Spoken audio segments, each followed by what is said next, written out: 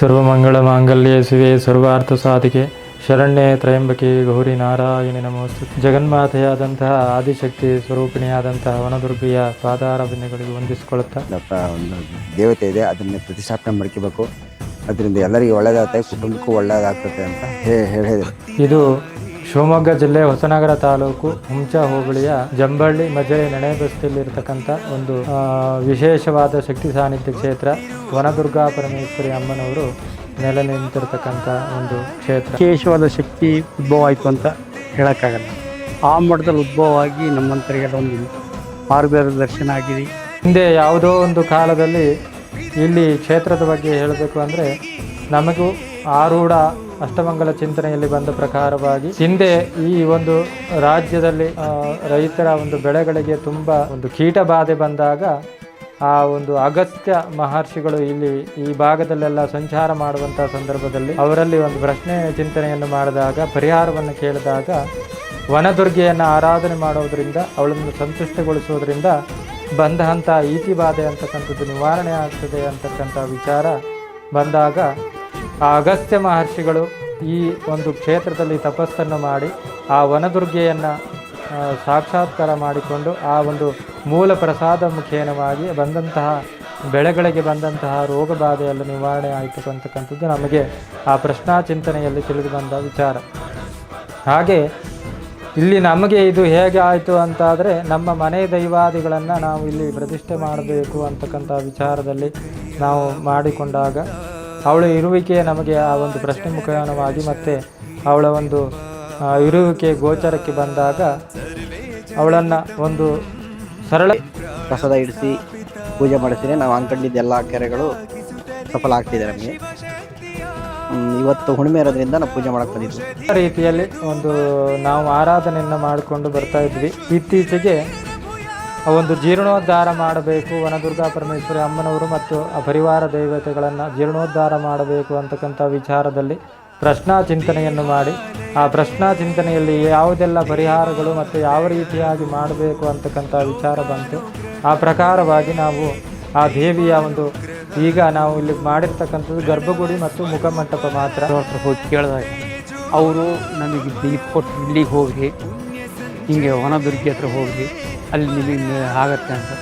ಈಗ ನೋಡಿದರೆ ಒಂದು 30% ಅಂತ ಆ ಪ್ರಶ್ನೆಯಲ್ಲಿ ಬಂದ ಪ್ರಕಾರವಾಗಿ, ಆ ಚಿಂತನ ಪ್ರಕಾರವಾಗಿ ಇವತ್ತಿನ ದಿನ ನಾವು ಈಗ ಜೂನಿನಲ್ಲಿ ಒಂದು ಈ ದೇವಿಯ ನೂತನ ಆಲಯ ಮತ್ತು ಶಿಲಾ ಪ್ರತಿಷ್ಠೆಯನ್ನು ಮಾಡಿ ಬ್ರಹ್ಮಕಲಶವನ್ನು ಮಾಡಿರ್ತೇವೆ.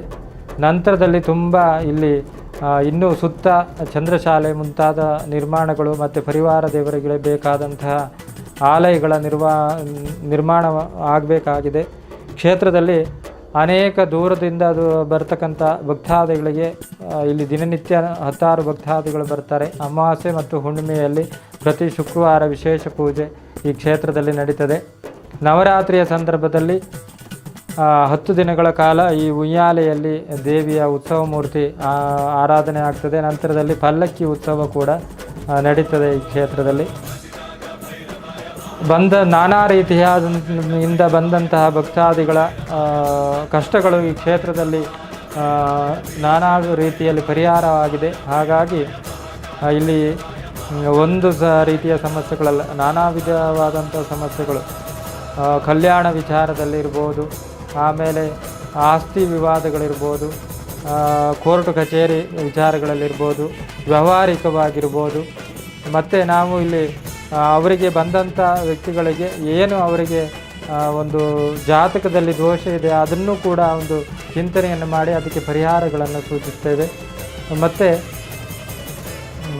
ನಾನಾ ರೀತಿಯಾದಂತಹ ಇದು ಮಾಂತ್ರಿಕ ಬಾಧೆಗಳಿರ್ಬೋದು, ಪ್ರತಿಬಂಧಕ ದೋಷಗಳಿರ್ಬೋದು, ಅವೆಲ್ಲ ಈ ದೇವಿಯ ಸನ್ನಿಧಾನದಲ್ಲಿ ನಿವಾರಣೆ ಆಗ್ತದೆ. ಮನೆಯಲ್ಲಿ ಯಾವುದಾದರೂ ದುಷ್ಟಬಾಧೆಗಳು, ದುಷ್ಟಶಕ್ತಿಗಳ ಒಂದು ವಾಸಸ್ಥಾನ ಇದ್ದರೆ ಅಂಥ ಒಂದು ಪಲ್ಲಕ್ಕಿಯ ಮುಖೇನವಾಗಿ ನಮ್ಮ ಈ ದೇವಿಯ ಪಲ್ಲಕ್ಕಿ ಅವರ ಮನೆಗೆ ಪ್ರವೇಶ ಮಾಡಿ ಅದನ್ನು ಹೊರಗೆ ಹಾಕ್ತಕ್ಕಂಥ ವಿಚಾರ, ಈ ಥರದ್ದೆಲ್ಲ ಈಗ ಸನ್ನಿಧಾನದಲ್ಲಿ ನಡೀತಾ ಇದೆ.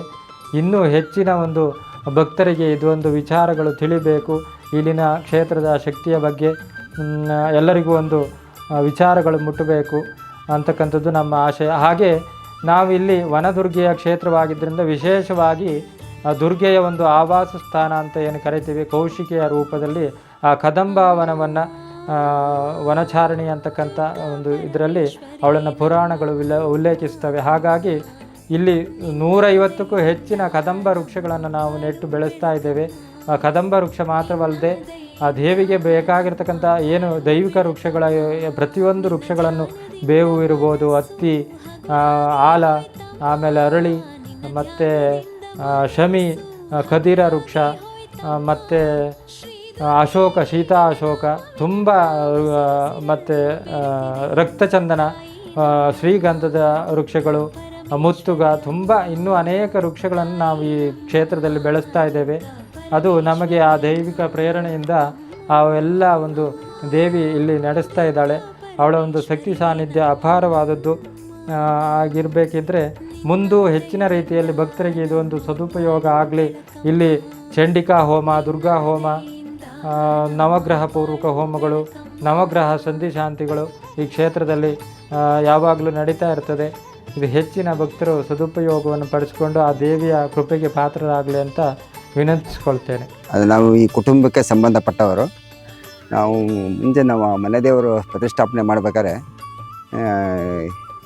ಅವಾಗ ಗೋಚರ ಆಗಿರಲ್ಲ ನಮಗೆ. ಪ್ರತಿಷ್ಠಾಪನೆ ಮಾಡಿ 1 ವರ್ಷ ಆದ ಮೇಲೆ ನಮಗೆ ಇವರು ನಮ್ಮ ಪಾದ್ರಿಗಳ ಮೇಲೆ ಕನಸಿಗೆ ಬಂದದು ಬರ್ತಾ ಇರ್ತದೆ. ಆವಾಗ ಏನು ಮಾಡಿದೆವು ಅಂದರೆ ಕೊನೆಗೆಲ್ಲ ನಮ್ಮ ಕುಟುಂಬದವರೆಲ್ಲ ಕರೆಸಿ, ಆಮೇಲೆ ಭಟ್ರು ಕರೆಸಿ, ಆಮೇಲೆ ಈ ಥರ ಆಗ್ತದೆ ಅಂತ ಕೇಳಿದಾಗ ಇಲ್ಲಿ ವನದುರ್ಗಿ ಅಂತ ಒಂದು ದೇವತೆ ಇದೆ, ಅದನ್ನೇ ಪ್ರತಿಷ್ಠಾಪನೆ ಮಾಡ್ಕೋಬೇಕು, ಅದರಿಂದ ಎಲ್ಲರಿಗೂ ಒಳ್ಳೆಯದಾಗ್ತದೆ, ಕುಟುಂಬಕ್ಕೂ ಒಳ್ಳೆಯದಾಗ್ತದೆ ಅಂತ ಹೇಳಿದರು. ಆವಾಗ ನಾವು ಅದೇ ಅವರು ಪ್ರಕಾರ ಭಟ್ಟ ಕರ್ಷವನ್ನು ಹೇಳ್ತಿದ್ದ ಪ್ರಕಾರ ಮಾಡಿ ಸಣ್ಣಗೊಂದು ಮುಂಚೆ ಪ್ರತಿಷ್ಠಾಪನೆ ಮಾಡಿದ್ದೆವು ಆ ಕಡೆ. ಆಮೇಲೆ ಇನ್ನು ಅದ್ರ ಪರಿವಾರ ದೇವತೆಗಳೆಲ್ಲ ಇದೆ ಅಂತ ತಿಳಿದಾಗ ಕೊನೆಗೆ ಆರೋಳ ಪ್ರಶ್ನೆ ಕೇಳಿದಾಗ ಅವರು ಎಲ್ಲ ವಿಷಯಗಳನ್ನೆಲ್ಲ ಕಂಪ್ಲೀಟಾಗಿ ತಿಳಿಸಿದರು. ಆವಾಗ ಎಲ್ಲ ಹೇಳಿದಾಗ ಇದನ್ನು ಹೀಗೆ ಆಯ ಹಾಕಿ ಈ ಥರ ಮನೆ ಮಾಡಿ ಈ ಥರ ಇದು ಅಂತ ಪ್ರತಿಷ್ಠಾಪನೆ ಬೇಕಂತ ಎಲ್ಲ ನಮಗೆ ತಿಳಿಸ್ಕೊಟ್ರು. ಆವಾಗ ಅದನ್ನು ಅದೇ ರೀತಿ ಎಲ್ಲ ಮಾಡಿ ನವರಾತ್ರಿಗೆಲ್ಲ ಪೂಜೆ ಮಾಡ್ತಾಯಿದ್ದೀನಿ. ಮತ್ತು ಭಕ್ತಾದಿಗಳಿಗೆ ಬಂದರಿಗೆ ಒಳ್ಳೆಯದಾಗಬೇಕು ಮತ್ತು 4 ಜನಕ್ಕೆ ಉಪಯೋಗ ಅಂತ ಸಹಕಾರ ಆಗಬೇಕು, ಅವರಿಂದ ದೇವಿಯಿಂದ ಒಳ್ಳೇದಾಗಬೇಕಂತ ಎಲ್ಲರೂ ಕೇಳ್ಕೊಂಡಾಗ ಅಂತ ಕೇಳ್ಕೊಂಡಿದ್ದೆವು. ಅದೇ ರೀತಿ ಎಲ್ಲ ಒಳ್ಳೆಯದಾಗ್ತದೆ. ಭಕ್ತಾದಿಗಳು ಜಾಸ್ತಿ ಬಂದು ಈ ದೇವಿ ದರ್ಶನ ಮಾಡಿ ಅದನ್ನು ಸದುಪಯೋಗ ಪಡ್ಕೊಳ್ತಾ ಇದ್ದಾರೆ. ಮತ್ತು ಕುಟುಂಬಕ್ಕೂ ಸಹ ಹೆಚ್ಚಿನ ಅನುಕೂಲ, ಕುಟುಂಬದವರಿಗೂ ಎಲ್ಲರಿಗೂ ಅನುಕೂಲ ಆಗ್ತಾ, ಇದರಿಂದ ಅನುಕೂಲ ಆಗ್ತಾ ಇದೆ. ಹಾಗೆ ಇದು ಭಕ್ತಾದಿಗಳು ಸಹ ಏನು ಅವರು ಕಷ್ಟ ಕಾರ್ಪಣ್ಯಗಳು ಅನಿಸ್ಕೊಂಡ್ರು ಅದಕ್ಕೆ ಸಹ ನಾವು ವ್ಯವಹಾರದ ವಿಚಾರವಾಗಿ ಒಂದು 10 ವರ್ಷದಿಂದ ಈ ದೇವರಿಗೆ ನಡ್ಕೊತಾ ಇದ್ದೀವಿ. ಈ ಲೊಕೇಶನ್ ಹೇಳ್ದಂಗೆ ಯಾವುದೇ ವಿಚಾರವಾಗಿ ಬಂದು ಇಲ್ಲಿ ಪ್ರಸಾದ ಇಡಿಸಿ ಪೂಜೆ ಮಾಡಿಸಿದ್ರೆ ನಾವು ಅನ್ಕೊಂಡಿದ್ದ ಎಲ್ಲ ಕೆರೆಗಳು ಸಫಲ ಆಗ್ತಿದೆ ನಮಗೆ. ಇವತ್ತು ಹುಣ್ಣಿಮೆ ಇರೋದ್ರಿಂದ ನಾವು ಪೂಜೆ ಮಾಡಕ್ಕೆ ಬಂದಿದ್ದು. ನಾವು ಮನಸ್ಸಲ್ಲಿ ಅನ್ಕೊಂಡಿದ್ದ ಯಾವುದೇ ಕೆಲಸಗಳು ಕೂಡ ನೆರವೇರ್ತಾ ಇದೆ. ಇದೇ ರೀತಿಯಿಂದ ಜನಗಳು ಕೂಡ ಅದೇ ಥರ ಬರ್ತಾ ಇದ್ದಾರೆ ಸನ್ನಿಧಾನಕ್ಕೆ. ಇನ್ನೂ ಹೆಚ್ಚಾಗಿ ಜನಗಳು ಬರ್ಬೋದು. ನನ್ನ ಹೆಸರು ಹೂವಣ್ಣ ಅಂತ, ಗಂದ್ರಳ್ಳಿ, ಹುಳಿಗದ್ದೆ ಗ್ರಾಮ, ಗಂದ್ರಳ್ಳಿ ಮಂಜಿರೆ ನಮ್ಮದು. ವಾಸಿ ಅಲ್ಲೇ ಆಗಿರ್ತೀನಿ, ಪಕ್ಕದೂರೇ ಆಗಿರುತ್ತೆ. ನಾನು ಸಹ ಜ್ಯೋತಿಷ್ಯ ಮಾಡ್ತೀನಿ, ಬೋರ್ ಪಾಯಿಂಟ್ ಮಾಡ್ತೀನಿ, ಹೇಳಿಕೆನೂ ಮಾಡ್ತೀನಿ.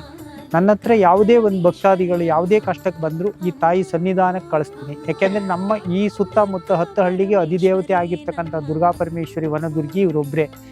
ಮತ್ತು ಶಕ್ತಿ ಸಾನ್ನಿಧ್ಯ ಆಗಿರೋದ್ರಿಂದ ಭಾರಿವಷ್ಟು ಜನರಿಗೆಲ್ಲ ಒಳ್ಳೆಯದಾಗಿದೆ.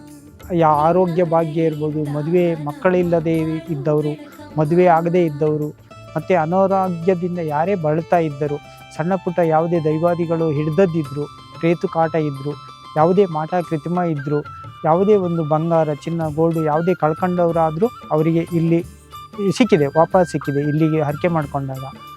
ಅದು ಗೊತ್ತಾಗಿ ನನ್ನ ಹತ್ರ ಯಾರು ಬರ್ತಾರೆ ಭಕ್ತಾದಿಗಳು ಸಾವಿರ ಸಂಖ್ಯೆಯಲ್ಲಿ ಸಿಟಿಯಿಂದ ಎಲ್ಲ ಕಡೆ, ದಾವಣಗೆರೆ, ಭದ್ರಾವತಿ ಸುತ್ತಮುತ್ತ ನಾನು ಭಾರಿ ಸಿಟಿ ತಿರುಗ್ತೇನೆ. ಎಲ್ಲ ಕಡೆಯವ್ರನ್ನು ಈ ಕಡೆ ತಾಗಿಸಿದ್ದೇನೆ. ಇಲ್ಲಿಗೆ ಯಾರೇ ನಾನು ಕರ್ಕೊಬಂದರೂ ನನ್ನ ಮರ್ಯಾದೆ ಹೋಗಿಲ್ಲ. ಈ ತಾಯಿ ಉಳಿಸಿದ್ದಾಳೆ, ಗೌರವ ಸಿಕ್ಕಿದೆ, ಎಲ್ಲರಿಗೂ ಒಳ್ಳೆಯದಾಗಿದೆ. ಹಾಗೆ ನಮ್ಮನ್ನು ಕಾಪಾಡ್ತಾ ಇದ್ದಾಳೆ, ನಮ್ಮ ಮಕ್ಕಳನ್ನು ಕಾಪಾಡ್ತಾ ಇದ್ದಾಳೆ. ಹೆಚ್ಚಿನದಾಗಿ ಅಂಥ ಕಷ್ಟ ಇದ್ದ ಭಕ್ತಾದಿಗಳು ಇಲ್ಲಿಗೆ ಬಂದು ತಾಯಿ ಸನ್ನಿಧಾನಕ್ಕೆ ಬೇಡಿಕೊಂಡು ನಡ್ಕೊಂಡ್ರೆ ಮುಂದೆ ಒಳ್ಳೆಯದಾಗುತ್ತೆ, ತಾಯಿ ನಡೆಸ್ಕೊಡ್ತಾಳೆ ಅಂತ ಹೇಳಲಿಕ್ಕೆ ಇಷ್ಟಪಡ್ತೀನಿ. ಊರೇ ಆಗಿರಲ್ಲ ಮೊದಲು ಅಂತಲ್ಲಿ ನಮ್ಮ ಇವರು ಏನು ವಿಶೇಷವಾದ ಶಕ್ತಿ ಉದ್ಭವ ಆಯಿತು ಅಂತ ಹೇಳೋಕ್ಕಾಗಲ್ಲ. ಆ ಮಠದಲ್ಲಿ ಉದ್ಭವವಾಗಿ ನಮ್ಮಂಥರಿಗೆಲ್ಲ ಒಂದು ಮಾರ್ಗದರ್ಶನ ಆಗಿದೆ. ತುಂಬ ಕಷ್ಟದಲ್ಲಿ ಇರೋರಿಗೂ ಒಂದು ಅವ್ರು ನೆನೆಸ್ಕೊಂಡದ್ದು ಮನಸ್ಸಲ್ಲಿ ಇಲ್ಲಿ ಬರೋದ್ರೊಳಗೆ ಸಾಲು ಆಗೋಂಥ ಪರಿಸ್ಥಿತಿ ಇದೆ. ಅವ್ರ ನಂಬಿಕೆ ಇದ್ದರೆ ನಾವು ಇಲ್ಲಿ ಭಾಳ ಪಕ್ಕದಲ್ಲೇ ಇದ್ದೀವಿ, ಬರ್ತೀವಿ. ಅದು ನಮಗೂ ತುಂಬ ಅಂದರೆ ಬೇರೆ ಬೇರೆ ಜನರಿಂದ ತುಂಬ ಕಾಟ ಇತ್ತು ನಮಗೆ. ಆ ಕಾಟದಲ್ಲಿ ಒಂದು ಆಕಸ್ಮಿಕವಾಗಿ ಒಂದು 2 ಎಕರೆ ಗದ್ದೆ ಮಾಡ್ಕೊಂಡಿದ್ವಿ. ಅದು ಆಗೋದಿಲ್ಲ ಅಂಥ ಕಾಲದಲ್ಲಿ ಇಲ್ಲಿ ದೇವ್ರಿಗೆ ಮನಸ್ಸಲ್ಲಿ ನೆನ್ಪು ಮಾಡ್ಕೊಂಡೆ. ಆ ನೆನ್ಪು ಮಾಡ್ಕೊಂಡಾಗ ತಾಯಿ ಆಶೀರ್ವಾದದಿಂದ ಮೊನ್ನೆನೂ ಸೆಪ್ಟೆಂಬರಲ್ಲಿ ಒಂದು 1/2 ಎಕರೆ ಆಯಿತು. ಅದು ನಿಜವಾಗೂ ನನ್ನಿಂದ ಅಲ್ಲ, ಆ ದೈವದ ಪವಾಡನೇ ಹೊರತು ನಮ್ಮ ಶಕ್ತಿಯಿಂದ ಅಲ್ಲ. ಅಂಥ ಒಂದು ಜಾಗ ಉದ್ಭವ ಆಗಿದೆ. ಇನ್ನು ಮುಂದೆ ಜನಕ್ಕೆ ಯಾವ ರೀತಿ ಕಾಣ್ತಿದೆಯೋ ಗೊತ್ತಿಲ್ಲ. ನಮಗಂತೂ ಭಾಳ ಕಾಲದಿಂದ ಬರ್ತಾಯಿದ್ದೀವಿ ಇಲ್ಲಿ 4-6 ವರ್ಷದಿಂದ. ಅಂದರೆ ತುಂಬ ದೇವ್ರ ಬಗ್ಗೆ ನಮಗಂತೂ ನಂಬಿಕೆ ಇದೆ. ಇನ್ನು ಬರೋರಿಗೆ ಅವರವ್ರ ಭಾವನೆ ಮೇಲೆ ಯಾವ ಥರ ಇರುತ್ತೋ ಗೊತ್ತಿಲ್ಲ ಅಂತ ಅಷ್ಟೊಂದು ಇಲ್ಲಿ ನಾವು ಒಂದು ಸಣ್ಣ ಗುಡಿಸ್ಲಿದ್ದಾಗಲೂ ಇಲ್ಲಿ ಬಂದದ್ದು ನಾವು. ಇವತ್ತು ನಿನ್ನೆ ಅಲ್ಲ ನಾವು ಬರ್ತಾ ಇರೋದು. ಅವತ್ತು ಇಲ್ಲಿ ದೇವ್ರ ಉದ್ಭವ ಆಗುತ್ತೆ ಅಂತ ಮನುಷ್ಯರಿಗೆ ಗೊತ್ತಿಲ್ಲ. ಅಂಥದ್ರಲ್ಲಿ ಇದೊಂದು ಪವಾಡ ರೀತಿ ಉದ್ಭವ ಆಗಿದೆ. ಇನ್ನು ಮುಂದೆ ಅದೇ ಥರ ನಡಿಬೋದು ಅನ್ನಂಗೆ ಕಾಣ್ತಾ ಇದೆ. ಹಾಗಾಗಿ ಅದಕ್ಕೆಲ್ಲ ನಿಮ್ಮಂಥ ಸಹಕಾರ ಯಾವ ರೀತಿ ಇರುತ್ತೆ ಅಂತ ಗೊತ್ತಿಲ್ಲ. ಈ ಥರ ಆದರೆ ತುಂಬ ಒಳ್ಳೆಯದು ಅಂತ ನಮ್ಮ ಅನಿಸಿಕೆ. ತಾಯಿ ಇನ್ನೇನೇನು ನಡೆಸ್ಕೊಡ್ತಾಳೆ ಅಂತ ಗೊತ್ತಿಲ್ಲ. ಇನ್ನೂ ಆವಾಗ ತುಂಬ ಇದೆ. ಭಕ್ತಾದಿಗಳು ಯಾವ ರೀತಿ ಇಲ್ಲಿ ನಡ್ಕೊಳ್ತಾ ಇದು ಮಾಡ್ತಾರೆ ಅಂತ ಗೊತ್ತಿಲ್ಲ. ನಾವೆಲ್ಲ ಸಾಮಾನ್ಯ ಬಡ ಜನಾಂಗ ಇಲ್ಲಿ ಇರೋದು. ಅಂದರೆ ನಮಗೆ ತಾಯಿಯಿಂದ ಸಾಕಷ್ಟು ಅನುಕೂಲ ಬರ್ತಾ ಇದೆ ಅಂತ ಒಂದು ಭಾವನೆ ಇದೆ. ನಮ್ಮ ನಿರೀಕ್ಷೆ ನಾವು ಇಲ್ಲಿ ಬಂದಂತಲ್ಲ, ಇಲ್ಲಿ ಬರ್ದನ್ನು ನಿರೀಕ್ಷೆ ಮಾಡ್ಕೊಂಡ್ರು ಅದು ನಮಗೆ ಸಾಲುವಾಗ ರೀತಿ ತಾಯಿ ಆಶೀರ್ವಾದ ಇದೆ. ನಾರಾಯಣ ನಮೋಸ್ತುತೆ ಶ್ರೀ ವನದುರ್ಗಾ ಪರಮೇಶ್ವರಿ ದೇವತಾಭ್ಯೋ ನಮಃ ಪ್ರಾರ್ಥಯಾಮಿ ನಮಸ್ಕರೋಮಿ. ಇದು ನೆನೆ ಬಸ್ತಿ ಅಂತ ಊರು ಗ್ರಾಮ. ಇಲ್ಲಿ ಪ್ರಧಾನವಾಗಿ ಊರಿನಲ್ಲಿ ದುರ್ಗಾ ಪರಮೇಶ್ವರಿ ದೇವಸ್ಥಾನ ಇದೆ ಆಚೆ ದಿಂಬದಲ್ಲಿ. ಇದು ವನದುರ್ಗಾ ಪರಮೇಶ್ವರಿ ಅಂತೇಳಿ ಈಗ 3 ತಿಂಗಳ ಹಿಂದೆ ಪ್ರತಿಷ್ಠಾಪನೆ ಆಗಿರ್ತಕ್ಕಂಥದ್ದು. ಈ ಹಿಂದೆ 4 ವರ್ಷದಿಂದ ಸಣ್ಣ ಗುಡಿಗಾಗಿ ಕಟ್ಟಿಕೊಂಡು ಇಲ್ಲಿ ಈ ಕುಟುಂಬದವರು, ಲೋಕೇಶ ಅವರ ಕುಟುಂಬದವರು ನೆರವೇರಿಸ್ತಾ ಇದ್ರು. ಇವರ ಆ ಭೈರವ ದೇವರು, ನಾಗ ಮತ್ತು ನಾಗಯಕ್ಷಿ, ಚೌಡಿ ಯಕ್ಷಿ, ಭೂತೇಶ್ವರ, ಭೈರವೇಶ್ವರ ಇವು ಎಲ್ಲ ದೇವತೆಗಳು ಗ್ರಾಮ ದೇವರ ಅವರ ಕುಲದೇವರಾಗಿತ್ತು. ಹಾಗೆಯೇ ಈಗ ಇಲ್ಲಿ ವನದುರ್ಗಾ ಪರಮೇಶ್ವರಿ ಗ್ರಾಮಕ್ಕೂ ಸಂಬಂಧಪಟ್ಟಿದ್ದರಿಂದ ಈ ಗ್ರಾಮದಲ್ಲಿ ಈ ದೇವತೆಯನ್ನು ಇಲ್ಲಿ ಮಾಡಲೇಬೇಕು ಅಂತೇಳಿ ವಾಡಿಕೆಯಲ್ಲಿ ಬಂತು. ಹಾಗೆ ಹೆಬ್ರಿಯ ಸೋಮಯಾಜಿಗಳ ಹತ್ತಿರದಲ್ಲಿ ಇದನ್ನು ಪ್ರಶ್ನೆ ಹಾಕಿದಾಗ, ಅಷ್ಟಮಂಗಲ ಪ್ರಶ್ನೆ ಹಾಕಿದಾಗ ಇದರ ಬಗ್ಗೆ ಎಲ್ಲ ಮಾಹಿತಿಯನ್ನು ಕೊಟ್ಟರು. ಆ ಇರುವಂಥ ಸ್ಥಳದಲ್ಲಿ ತೊಂದರೆ ಇದೆ, ಅದರಿಂದ ಅಲ್ಲಿಂದ ಈ ಭಾಗಕ್ಕೆ ಇದನ್ನು ಇಲ್ಲಿ ಪ್ರತಿಷ್ಠಾಪನೆ ಮಾಡಬೇಕು ಅಂತ ಹೇಳಿದರು.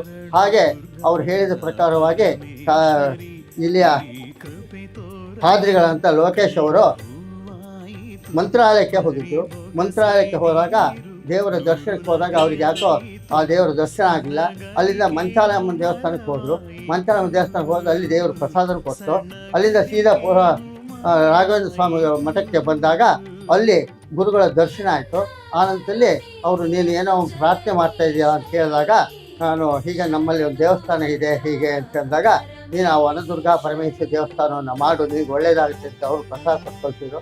ಅದು ಕೊಟ್ಟು ಕಳಿಸಿ 3 ತಿಂಗಳಲ್ಲಿ ಈ 1 ಲಕ್ಷಕ್ಕೂ ಹೆಚ್ಚಿಗೆ ಹಣವನ್ನು ಖರ್ಚು ಮಾಡಿ ಸಾರ್ವಜನಿಕರ ಚಂದ ಹಣದಿಂದಲೂ ಸಹ ಅವರು ಎಲ್ಲವನ್ನು ಸೇರಿಸಿ ಇದಕ್ಕೆ ತಾಮ್ರದ ತಗಡಿನಲ್ಲಿ ಆ ದೇವಸ್ಥಾನವನ್ನು ಮಾಡಿ ಸಾಧಾರಣವಾಗಿ ಇದಕ್ಕೆ 35 ಲಕ್ಷ ರೂಪಾಯಿ ಖರ್ಚು ಬಿಟ್ಟು, ಹಾಗೆ ಹೊಸ ಮೂರ್ತಿಗಳನ್ನೆಲ್ಲ ಮಾಡಿಬಿಟ್ಟು ಪುನಃ ಪ್ರತಿಷ್ಠಾಪನೆ ಮಾಡಿ ಅವತ್ತು ಅನ್ನದಾನವನ್ನು ಮಾಡಿದರು. ಹೆಚ್ಚು ಕಡಿಮೆ ಅವತ್ತು ಒಂದು 2,000 ಜನ ಅನ್ನದಾನ ಇತ್ತು. ಹಾಗೆಯೇ ಪ್ರತಿ ಹುಣ್ಣಿಮೆ ಮತ್ತು ಅಮಾವಾಸ್ಯೆ ದಿನದಿಂದ ಇಲ್ಲಿ ದರ್ಶನ ನಡೀತದೆ. ಇಲ್ಲಿಯ ಭಕ್ತಾದಿಗಳು ಬಂದು ಇಲ್ಲಿ ಕೃತಾರ್ಥರಾಗಿ ತಮ್ಮ ಕಷ್ಟ ಕಾರ್ಪಣ್ಯವನ್ನು ಪರಿಹಾರ ಮಾಡ್ಕೊತಾ ಇದ್ದಾರೆ. ಹಾಗೆ ಪ್ರತಿ ಸಾರಿಯೂ ಸಹ ಜನಸಂಖ್ಯೆ ಹೆಚ್ಚಾಗ್ತಾ ಇದ್ದು ಇಲ್ಲಿಯ ಕಾರಣಿಕವಾದಂಥ ಆ ತಾಯಿ ಎಲ್ಲರನ್ನು ರಕ್ಷಣೆ ಮಾಡ್ಕೊಳ್ತಿದ್ದಾರೆ. ಗ್ರಾಮದ ಜನತೆಗಳು ಸಹ ಇಲ್ಲಿ ಬಂದು ಈ ದೇವರ ದರ್ಶನ ಮಾಡಿ ಪೂಜೆ ಪುನಸ್ಕಾರ ಮಾಡಿ ಇಲ್ಲಿ ನಡೆಯುವಂಥ ಹಬ್ಬ ಹರಿದಿನಗಳಲ್ಲಿ ನವರಾತ್ರಿಯಲ್ಲಿ 9 ದಿವಸ ಸಹ ಇಲ್ಲಿಯ ಪಾತ್ರಿಗಳಂಥ ಲೋಕೇಶ್ ಅವರು ಹಾಲು ಹಣ್ಣನ್ನು ಬಿಟ್ಟರೆ ಆಹಾರವನ್ನು ಸೇವಿಸುತ್ತಿಲ್ಲ. ಹಾಗೆ 9 ದಿವಸ ದೇವರ ಚಂಡಿಕಾ ಪಾರಾಯಣ ಮಾಡ್ತಾ ದುರ್ಗಾ ಹೋಮ ಮಾಡಿ, ಒಮ್ಮೆ ಚಂಡಿ ಹೋಮವನ್ನು ಮಾಡಿಸಿ, ಯಕ್ಷಗಾನವನ್ನು ಮಾಡಿಸಿ ಇಲ್ಲಿ ಅವರು ತಮ್ಮ ಸೇವೆಯನ್ನು ತಾಯಿಗೆ ಸಲ್ಲಿಸಿದ್ದಾರೆ. ಹಾಗೆ ನಾಗ ದೇವತೆಗಳು, ನಾಗ ಚೌಡಿ, ನಾಗ ಯಕ್ಷಿ, ಹಾಗೆ ಭೂತರಾಜ ಎಲ್ಲ ದೇವತೆಗಳು ಪ್ರತಿನಿತ್ಯ ಸಹ ಅವರು ಪೂಜೆ ಮಾಡ್ತಾ ಹೋಗ್ತಿದ್ದಾರೆ. ಇಲ್ಲಿ ಪೂಜೆಯನ್ನು ನಾವು ಸದ್ಯ ನಮಗೆ ಯಾರಿಗೂ ಬಂದು ಮಾಡ್ಲಿಕ್ಕೆ ಆಗ್ಲಿದ್ದರಿಂದ ಅವರಿಗೆ ನಿತ್ಯ ಪೂಜೆ ಮಾಡಿಕೊಟ್ಟು ಈ ಹುಣ್ಣಿಮೆ ಅಮಾವಾಸ್ಯೆ ದಿನದಲ್ಲಿ ನಾವು ಬಂದು ಮಾಡಿಕೊಡ್ತಿದ್ವಿ. ಅವ್ರಿಗೆ ಏನಾದ್ರು ತೊಂದರೆ ತಾಪತ್ರಗಳು ಇದ್ದಂಥ ಸಮಯದಲ್ಲಿ ನಾವು ಯಾರಾದ್ರೂ ನಮ್ಮ ಬ್ರಾಹ್ಮಣ ವರ್ಗದವರು ಬಂದು ಈ ಪೂಜೆ ನಡೆಸ್ಕೊಂಡು ಹೋಗ್ತಿದ್ವಿ. ಹಾಗೆ ಭಕ್ತರು ಸಹ ಬಂದು ಇಲ್ಲಿ ಸೇವೆಯನ್ನು ಕೊಡ್ತೀವಿ. ಇಲ್ಲಿಗೆ ಉದ್ಯೋಗಾಕಾಂಕ್ಷಿಯಿಂದ ತುಂಬಾ ಜನ ಭಕ್ತರು ಬರ್ತಾರೆ, ಯುವಕರು. ಈಗಾಗಲೇ ನಮ್ಮಲ್ಲಿ ಸುಮಾರು ಇದು ಒಂದು 3 ತಿಂಗಳಲ್ಲಿ ನಾವು ಇದು ಒಂದು ಜೀರ್ಣೋದ್ಧಾರ ಮಾಡಿದ್ದು. ಅದಕ್ಕೆ ಎಲ್ಲ ಧನ ಸಹಾಯ ಮಾಡಿದಂಥವ್ರು ಉದ್ಯೋಗಾಕಾಂಕ್ಷಿಗಳಾಗಿ ಏನು ಬಂದು ಪೂರ್ವದಲ್ಲಿ ಇಲ್ಲಿ ಹರಕೆಯನ್ನು ಮಾಡಿದ್ರು, ಅವರೇ ಎಲ್ಲ ತಮ್ಮ ಮೊದಲ 1ನೇ ತಿಂಗಳಿನ ಸಂಬಳವನ್ನ ಇಲ್ಲಿಗೆ ಅವರು ದೇಣಿಗೆ ಆಗಿ ಕೊಟ್ಟರು. ಸುಮಾರು 45 ಲಕ್ಷ ಇಲ್ಲಿಗೆ ನಾವು ಇದನ್ನ ಜೀರ್ಣೋದ್ಧಾರಕ್ಕೆ ಇದಾಗಿದೆ, ಖರ್ಚಾಗಿದೆ. ಅದೆಲ್ಲ ಸಾಮಾನ್ಯವಾಗಿ ಎಲ್ಲ ನಮ್ಮ ಯುವ ಭಕ್ತರಿಂದನೇ ಆಗಿರ್ತಕ್ಕಂಥದ್ದು. ಜರ್ಮನಿ, ಇಂಗ್ಲೆಂಡು, ಅಮೇರಿಕಾ, ಬೆಂಗಳೂರು ತುಂಬ ಜನ ಉದ್ಯೋಗಾಕಾಂಕ್ಷೆಯಿಂದ ಉದ್ಯೋಗ ಮಾಡ್ತಾ ನಿರುದ್ಯೋಗಿಗಳು ಇಲ್ಲಿ ಬಂದು ಹರಕೆ ಮಾಡ್ಕೊಂಡ ನಂತರದಲ್ಲಿ ಅವರಿಗೆ ಉದ್ಯೋಗ ಆಗಿದೆ. ಅವರು ಮೊದಲು ತಿಂಗಳು ಸಂಬಳ ಅಥವಾ ಅದರಲ್ಲಿ ಅರ್ಧ ಸಂಭಾವನೆ ಈ ಕ್ಷೇತ್ರಕ್ಕೆ ಅಭಿವೃದ್ಧಿಗಾಗಿ ಎಲ್ಲ ವಿನಿಯೋಗ ಮಾಡಿದ್ದಾರೆ. ಇನ್ನೂ ಬರ್ತಾ ಇದ್ದಾರೆ ತುಂಬ ಜನ. ಎಲ್ಲ ವಿದ್ಯಾಭ್ಯಾಸದಲ್ಲಿ ಅಡಚಣೆ ಆದವರು, ಮತ್ತೆ ಇಲ್ಲಿ ಅಕ್ಷರಾಭ್ಯಾಸವನ್ನು ಮಾಡಿಸ್ತೇವೆ ನಾವು. ಅಕ್ಷರಾಭ್ಯಾಸ ಮತ್ತೆ ಕುಜದೋಷ ಪರಿಹಾರ ಪೂಜೆಗಳು, ನಾನಾ ರೀತಿಯಾದಂಥ ಯಾವುದೇ ರೀತಿಯಾದಂಥ ಬಾಧೆ ಇದ್ರೂ ಈ ಸನ್ನಿಧಾನದಲ್ಲಿ ಆಶ್ಲೇಷ ಬಲಿ ಪೂಜೆ ಮುಂತಾದ ನಾಗಯಕ್ಷೆ, ಚೌಡಿ ಮತ್ತು ಯಕ್ಷ ಪರಿವಾರ ದೈವಗಳು, ಕಾಲಭೈರವ ಎಲ್ಲ ಇರೋದ್ರಿಂದ ಮಾಂತ್ರಿಕ ಬಾಧೆಗಳಿದ್ದಾಗ ಕೂಷ್ಮಾಂಡ ದೀಪ ಪೂಜೆ ಅಂತ ಹೇಳಿ ಮಾಡ್ತೀವಿ ವಿಶೇಷವಾಗಿ ಅಮಾವಾಸ್ಯೆ ಮತ್ತು ಹುಣ್ಣಿಮೆಗಳಲ್ಲಿ. ಅದೆಲ್ಲದರಿಂದ ಅವರಿಗೆ ಬಂದಿರತಕ್ಕಂಥ ಪ್ರತಿಬಂಧಕ ದೋಷಗಳೆಲ್ಲ ನಿವಾರಣೆ ಆಗ್ತಾ ಇದೆ. ಮತ್ತು ಸುಮಾರಷ್ಟು ಜನ, ನಾನೀಗ ಒಂದು 10-15 ಜನ ಒಂದು 4-5 ವರ್ಷದ ಅವಧಿಯಲ್ಲಿ ನೋಡಿದ್ದೇನೆ, ಕ್ಯಾನ್ಸರ್ ಆದಂತಹ ವ್ಯಕ್ತಿಗಳು ಇಲ್ಲಿಗೆ ಬಂದು ಹರಕೆ ಮಾಡಿಕೊಂಡು ಅವರು ಈಗ ಆರೋಗ್ಯವಾಗಿದ್ದಾರೆ. ನಮ್ಮ ಎದುರಿಗೆ ಒಬ್ರು ಇದ್ದಾರೆ. ಈಗ ಆಸ್ಪತ್ರೆಗೆ ಹೋದವು ಅದೇನು ಇದಾಗಲ್ಲ, ಇಲ್ಲಿ ಬಂದು ನಾವು ಯಾವಾಗ ನಾವು ಹೇಳ್ಕೊಂಡಾದ್ಮೇಲೆ ಉರಿಗೆ ಬರಲ್ಲ, ನೋವು ಕಮ್ಮಿ ಆಯ್ತು. ನಾವು ನಂಬ್ಕೊಂಡಾದ್ಮೇಲೆ ಎಲ್ಲ ಕಮ್ಮಿ ಆಯ್ತು, ವಾಸಿ ಆಯ್ತು. ಈಗಲೂ ಅದನ್ನೇ ನಂಬ್ಕೊಂಡಿದ್ಮೇಲೆ ನಮಗೆ ಕಮ್ಮಿ ಆಯ್ತು ಗೊತ್ತಾಯ್ತು. ಅಂತ ಹೇಳಿ ಇವರಿಗೆ ಕ್ಯಾನ್ಸರ್ ಆಗಿತ್ತು, ಇವರು ಬದುಕದೇ ಇಲ್ಲ ಅಂತಕ್ಕಂಥ ಒಂದು ಇದರಲ್ಲಿ ಇವರು ಹೋದ ವರ್ಷ ನಾನು ಇಲ್ಲಿಗೆ ಬಂದಿದ್ದೆ. ಹೋದ ವರ್ಷ ಬಂದು ತಾಯಿಗೆ ಸೇವೆಯನ್ನು, ಅವರಿಗೆ ಇರ್ತಕ್ಕಂಥ ದೋಷಗಳನ್ನು ನಿವಾರಣೆ ಮಾಡಿಕೊಂಡ ನಂತರದಲ್ಲಿ ಸಂಪೂರ್ಣವಾಗಿ ಚೇತರಿಕೆ ಆಗಿ ಇವತ್ತು ಈ ಥರದ ಒಂದು 10-15 ಜನ ನಾನು ಇದುವರೆಗೂ ನಾನು ನೋಡಿದ್ದೀನಿ. ಕ್ಯಾನ್ಸರ್, ಮುಖ್ಯವಾಗಿ ಕ್ಯಾನ್ಸರ್ ಕಾಯಿಲೆ ಆದಂಥವ್ರು. ಮತ್ತು ದೃಷ್ಟಿ ಕೂಡ, ಕಣ್ಣು ದೃಷ್ಟಿ ಒಂದು 2-3 ಜನಕ್ಕೆ ಸಂಪೂರ್ಣವಾಗಿ ದೃಷ್ಟಿ ಹೋದವರೇ ಇಲ್ಲಿ ಗುಣಮುಖರಾಗಿ ಈಗ ಚೆನ್ನಾಗಿದ್ದಾರೆ. ಆ ಥರದ್ದು ನಾನಾ ರೀತಿಯಾದಂಥ ವಿಸ್ಮಯಕಾರಿಯಾದಂಥ ವಿಚಾರಗಳು ಈ ಸನ್ನಿಧಾನದಲ್ಲಿ ನಡೆಯುತ್ತೆ. ಅದು ಅಮ್ಮನವರ ಅನುಗ್ರಹದಲ್ಲಿ. ಅದು ಮುಂದೂ ಕೂಡ ಇಂತಹ 100 ಬಾಧೆ ಇರತಕ್ಕಂತಹ ವ್ಯಕ್ತಿಗಳು ಈ ಸನ್ನಿಧಾನವನ್ನು ಒಮ್ಮೆ ಭೇಟಿ ಮಾಡಿ ಆ ದೇವಿಯ ದರ್ಶನವನ್ನು ಪಡೆದು ಅವರ ಇರ್ತಕ್ಕಂಥ ಬಾಧೆಗಳನ್ನು ಪರಿಹಾರ ಮಾಡಿಕೊಳ್ಳಿ ಅಂತೇಳಿ ತಿಳಿಸ್ತಾ ಇದ್ದೀನಿ.